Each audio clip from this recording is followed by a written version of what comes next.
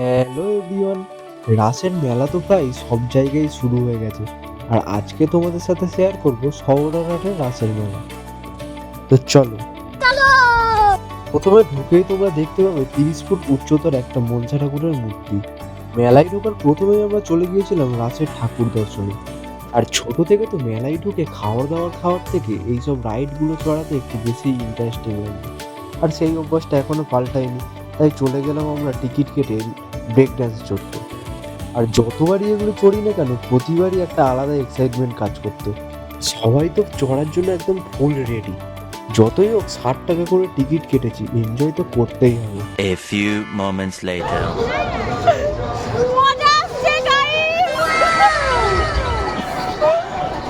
আর 2025-এর সরারহাটের রাসের মেলা সব থেকে ইন্টারেস্টিং যে ব্যাপারটা ছিল, সেটা ছিল ভূতের রাজবাড়ি।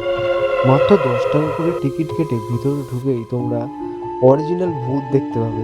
তাই ভিতরে ক্লিপ আর কিছু তোমাদের সাথে শেয়ার করলাম না, তোমরা যখন আসবে তখনই তোমরা দেখে নেবে। আর সব কিছুর পরে তো মেলায় আসবার ঘুগনি খাবো না সেটা কি কখনো হয়? তাই সবাই মিলে আমরা ঘুগনি নিয়ে নিয়েছিলাম। তারপর মেলার দোকানগুলো ঘুরতে ঘুরতে চলে যায় একদম মেলার শেষ প্রান্তে। আর রাসের মেলা তো এইসব সংগুলো ছাড়া একদমই ইনকমপ্লিট। সবই ঠিক ছিল, বাট এটা কি?